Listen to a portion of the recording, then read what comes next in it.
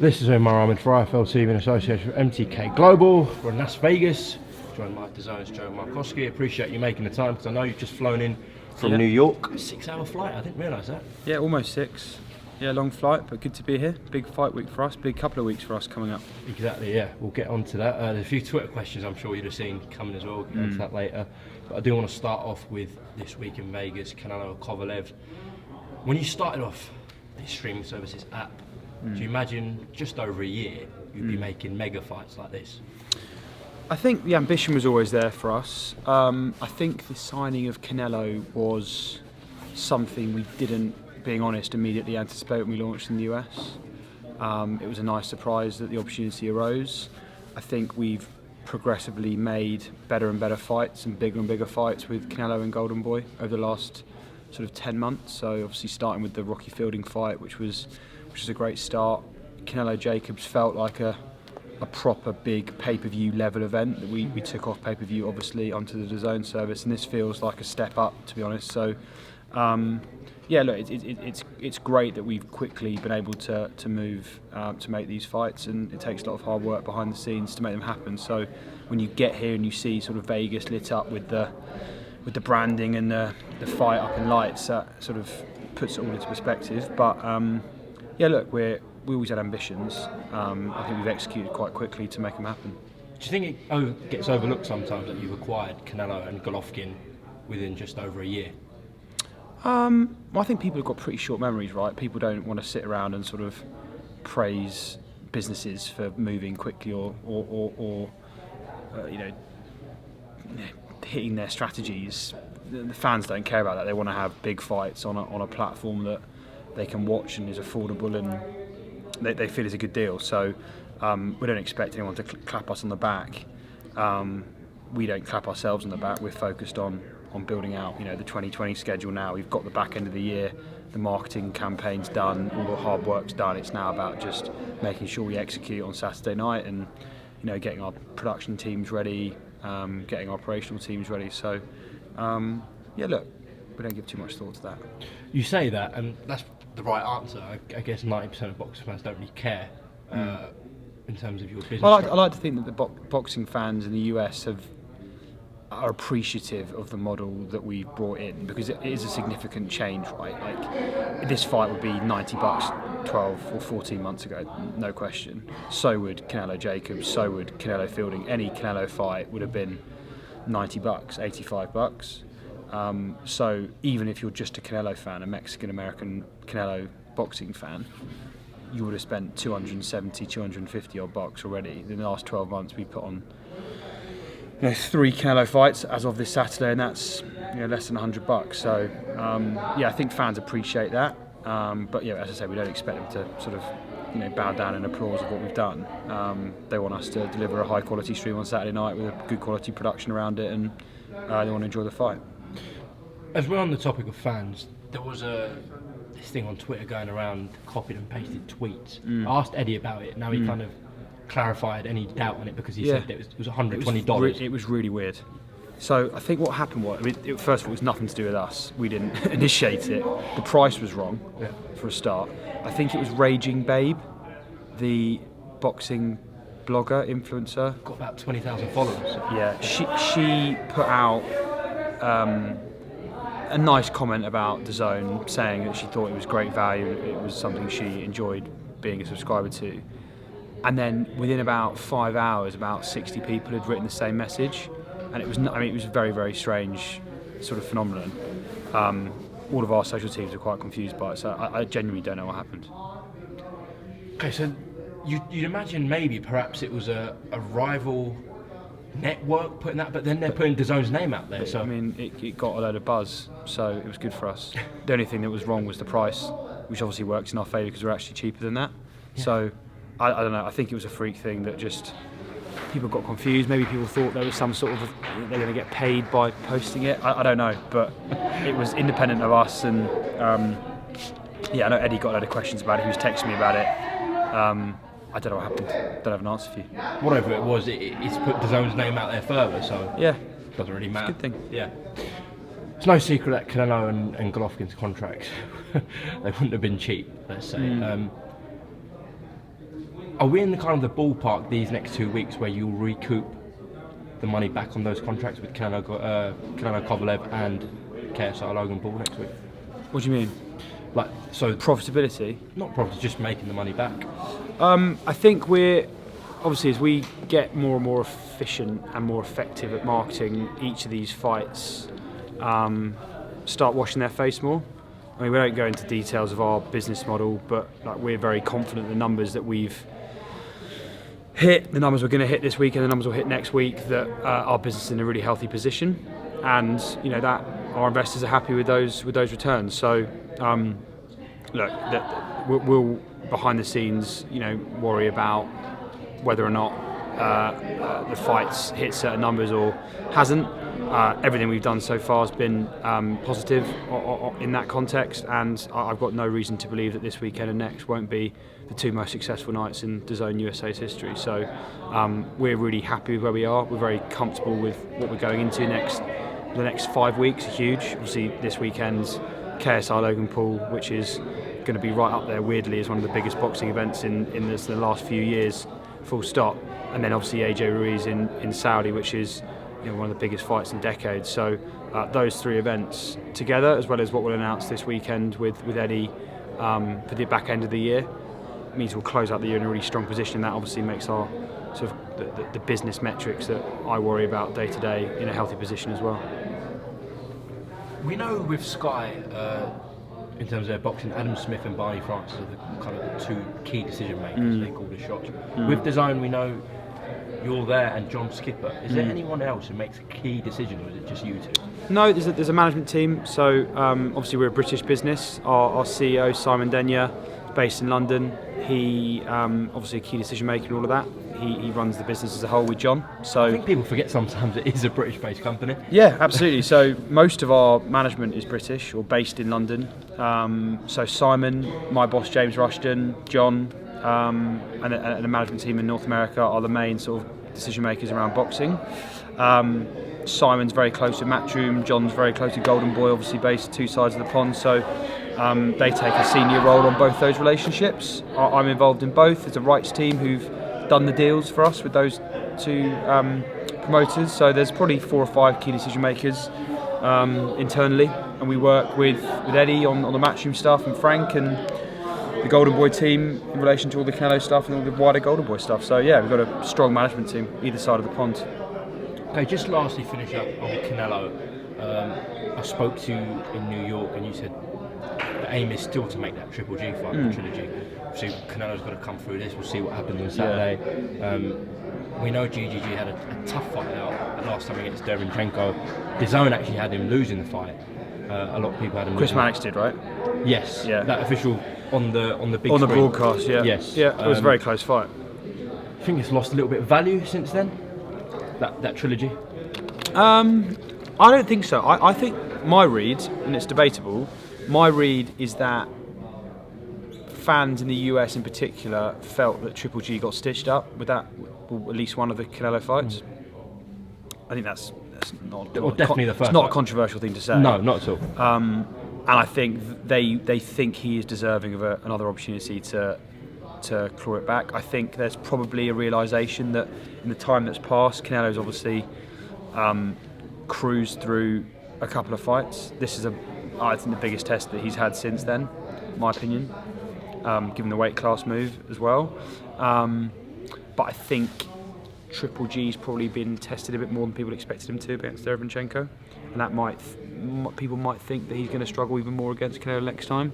But I think that makes the fight more interesting. I think that the key thing that remains is that fans believe Triple G's deserving of another shot at Canelo, and they want to see it. So I don't think any value's been lost in that fight, and as a result, it remains our intention to make that fight next year.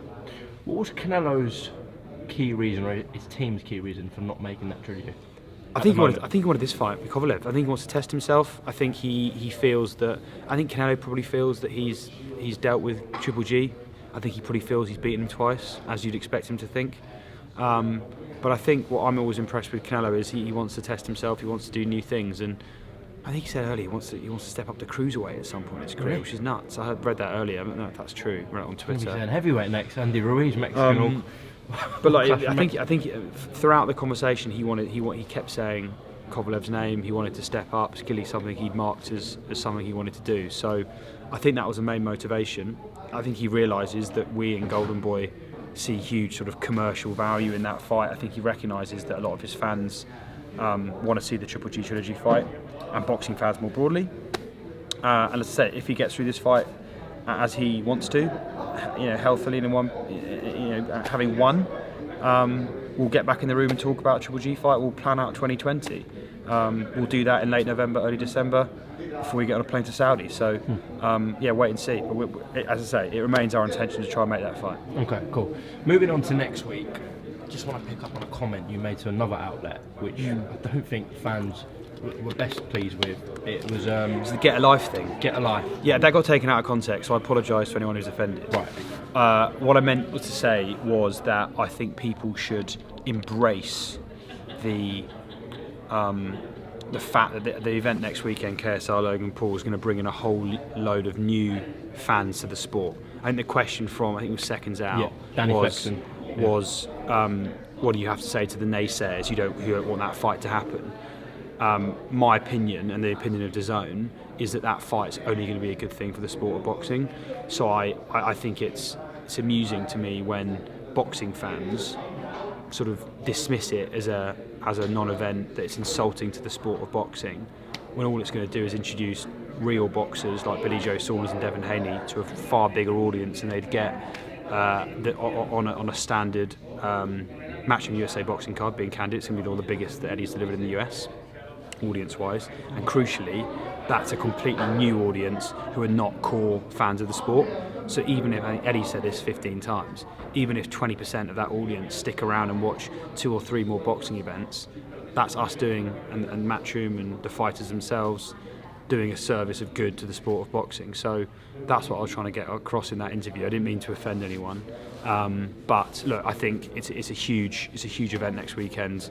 KSR and Logan Paul, I think you would have followed it, have been promoting the hell out of it. They could teach some boxers how to promote boxing events themselves. So look, we're really excited about it. I think it's going to be a great crowd at Staples Center in LA.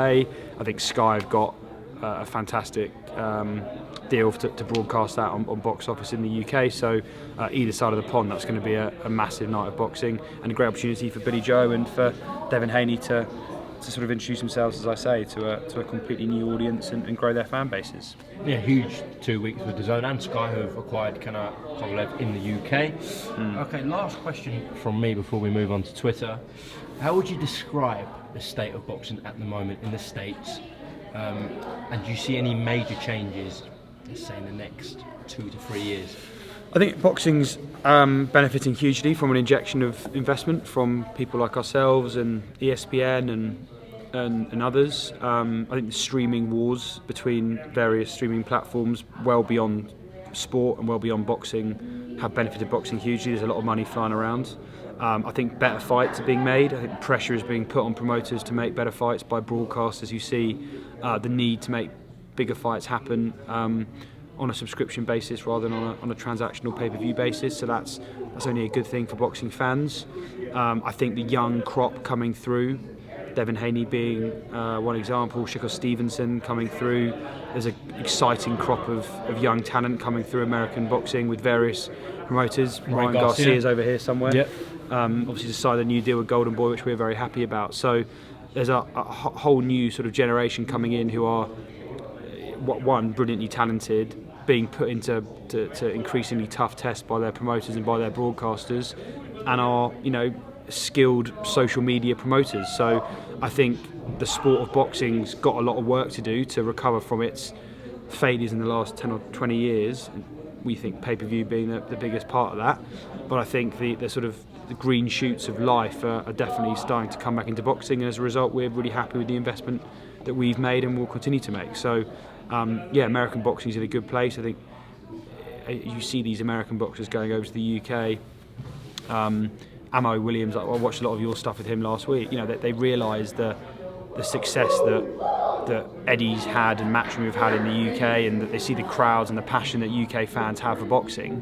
The US has got a way to go to compete with football and basketball and baseball, to get there, but all the right things are happening, and I think that makes for a healthier sport than it was 18 months ago in the US. So yeah, all good stuff on that front. Ammo's an interesting character. Yeah.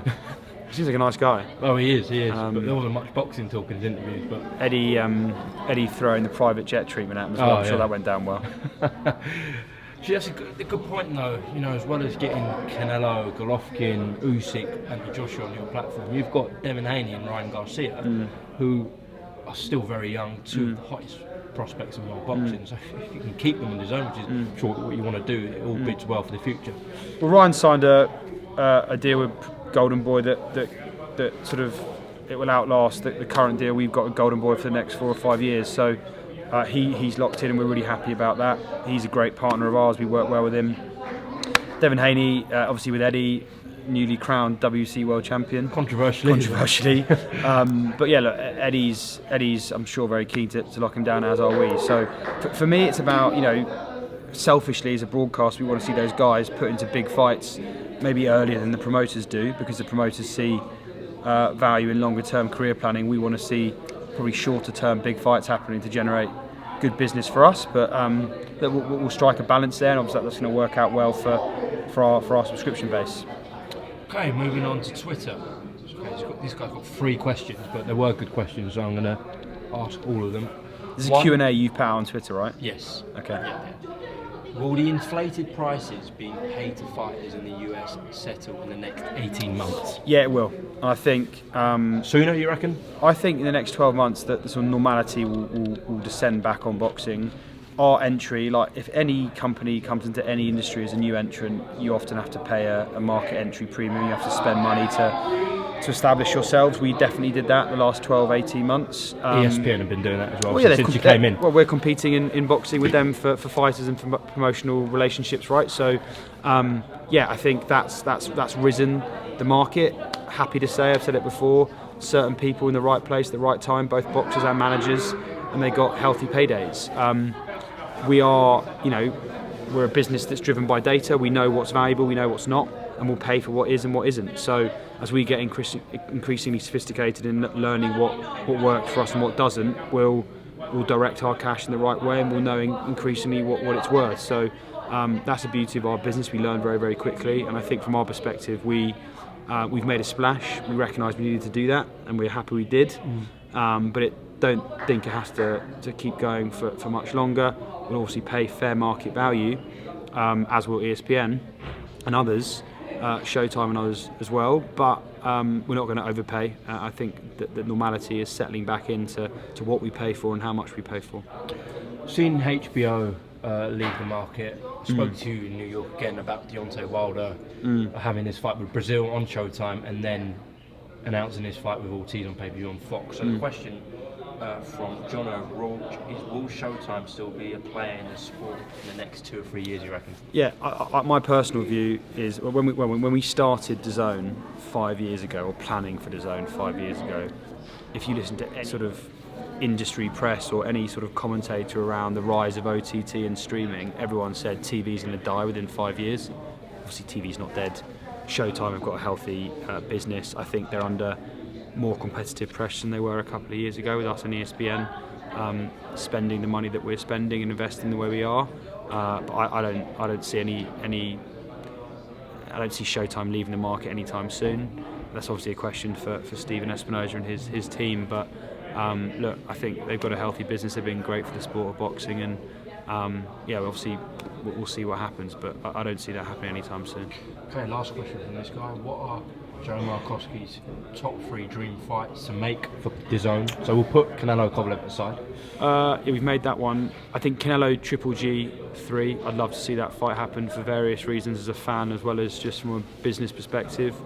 I'd love to see, as a British boxing fan, being honest, I'd love to see AJ get through Ruiz and then come back in a big fight with Deontay Wilder in the US. That's huge for us.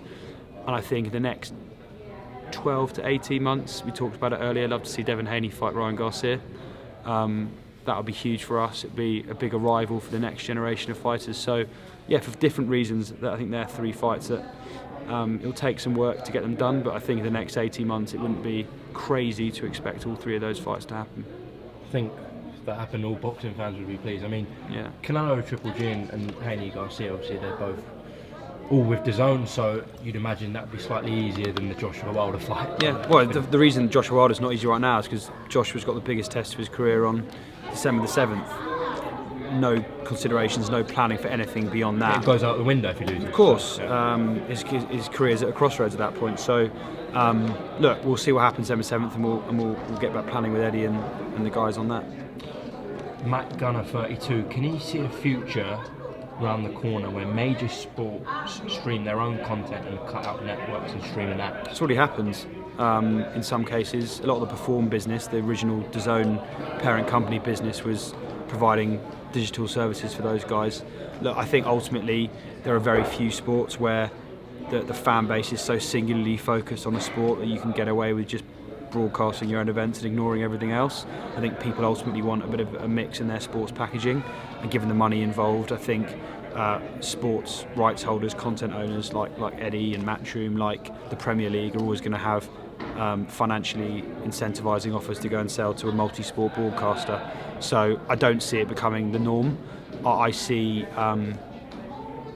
longer term, I see certain sports taking a bigger and bigger percentage of the total investment in sports rights content. I think boxing is definitely one of them because it continually drives an audience. And then the major sports, soccer in the UK, or football in the UK I should say, my mates will take the piss out of me for that. American football here, basketball, baseball, they're going to continue to command the vast majority of the rights fees, but always with a major broadcaster attached, not doing it themselves. Okay, just back to Canelo-Kovalev actually, I'm not a UFC fan at all, but I know there is a major fight on Saturday. What time is that here in the US? I think it's going to be about 11:30 Eastern. The main event will start. It's at MSG in New York, obviously 3 hours ahead of where we are, but the times are generally lined up. So, we'll align on that. We're working out how best we do that. There is a crossover between UFC and boxing. It's not as big as some people think in terms of fan base. It's going to affect numbers in some way though?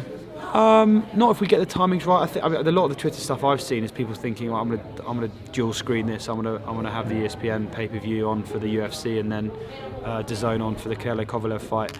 I honestly, I think people exaggerate how big the crossover audience is. There's definitely a small crossover, but I think we'll work the timing so that there's no direct clash, and ultimately people are primarily boxing fans or they're UFC fans, and they'll make it cool. I don't see it being a huge impact on our numbers, no, to be honest. Okay. Bams, will Frank Smith be your best man at your wedding? Well, I'll cross that bridge when I get to it. Right now, me and Frank are, very happy as friends and professional colleagues, but best man's a bit of a stretch, I think. I've got a few mates who'd be a bit pissed off if I made Frank Smith a best man as and when that day comes. JD Evans, can you ask Joe if Dazn's investment in boxing will reduce if they secure the rights to a major US sport like NFL or a red zone package, for example, and how that would work with the existing pricing structure? No, if we invest in other sports, which we will do at some point in the future in the US, that'll be incremental investment, so a separate pot of funds. We've made a contractual commitment to all of our boxing promoters and fight sports promoters, so that will be completely separate to anything we do in any other sport. So look, we're excited about investing in domestic content in the US. We've done it already with MLB. We've got a show that's a year old now, about to close out the first season of that show. So if we invest in other sports, and when we do, that'll be a separate plan and won't affect our boxing investment. Okay, It'll be good for our boxing fan base though. Bring more people in watching more of our boxing events, so that'll be good, again, good for the sport of boxing. Rob's asked, what's been your favourite card on Dazn that didn't involve Joshua and Canelo? The Triple G Derevyanchenko fight was pretty special. We knew it would be a big test for Triple G going in. Didn't expect that though. I think it surprised everyone in a good way. It was a brilliant fight. I think there's a few nerves ringside with the Triple G team and the Dazn team. Obviously, you've got a long-term relationship with Triple G. We're happy you got the result. But yeah, that was, I think, not just a great fight, a great card. Eddie's put on some great cards as well, but I think he was obviously involved in that. Triple G Derevyanchenko, I think, was my favourite card so far. You can't top AJ Ruiz at MSG. It was unbelievable. Were you there? Yeah. It's unbelievable. Yeah. walking as a Brit, walking, there's like 12,000 Brits in there. It felt like you were in London. Obviously a crazy result, so that was great.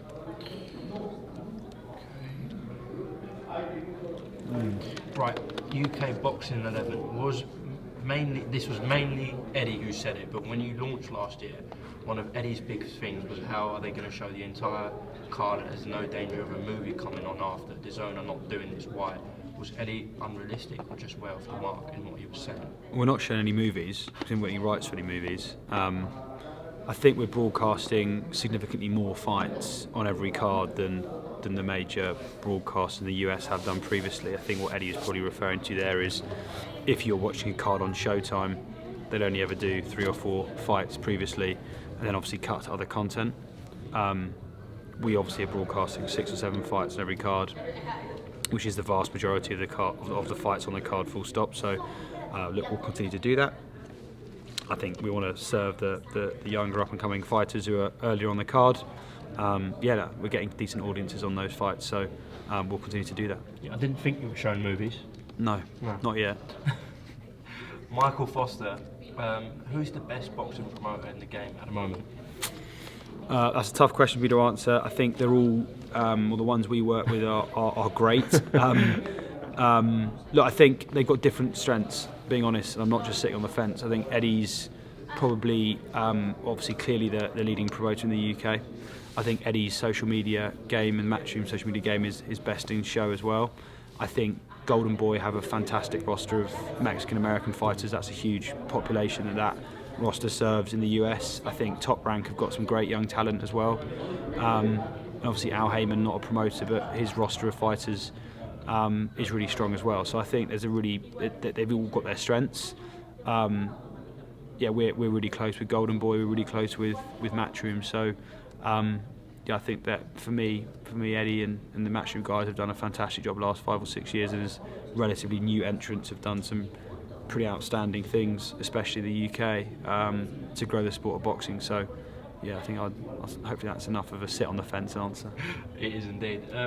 Okay, 2 from UK Rob MCR, which will close off the interview. He's one of the most regular likers and retweeters of my Twitter activity. Oh, is he really? Yeah. Big shout out to him then. Big shout out. Okay. Big shout out, Rob. Will we get numbers from Dazn for the Canelo-Kovalev fight? We generally don't announce our numbers. We're a private business. We obviously report to our board and we report to our owners. Look, we only ever announce numbers if it makes sense for us to do. There's some reason that why we do it. We did it after the Canelo-Jacobs fight. There are strategic reasons for that. There was many numbers going around for that, though. Not from us. We put out one number. We put out a global number, 1.2 million global audience on our platforms. And in the US? Well, the vast majority of that coming from the US. We didn't release specifics. There's reasons for that I won't get into that we wanted to put out. Probably to settle down some rumours in the market that were way off. Probably driven by some of our friends elsewhere in the industry. But we'll only ever do that when we see strategic benefit in doing it. It's a benefit of being a private company. We don't need to do that, and we'll only ever report to our management and our investors. Okay, last one from your favourite Twitter follower. What other countries are on the table that you want to launch in? Nothing right now. We're in 9 markets. We've launched in a couple more markets this year, Brazil being the most recent, and Spain. We've got a team in London who are always looking at different markets, different regions to launch in. There's a few things we're looking at the moment, but nothing we're ready to announce quite yet. Honestly, everyone at Dazn, we had a management meeting in London a couple of weeks ago. Everyone's focused on a massive event of the year for us. Obviously, US fight season, 3 major events coming up. One more that we're announced later in the week with Eddie for the end of the year. And as you know, in Japan, there's big events in Germany and Europe. You've got the Champions League and the Bundesliga games ramping up. So there's a lot of things for us to worry about beyond new market launches. So when we're ready, we'll come to the table with that. But right now, we're focused on growing in our existing markets and delivering on our ambitious growth plans. All right, so a huge period coming up for Dazn. Joe Markowski, appreciate it.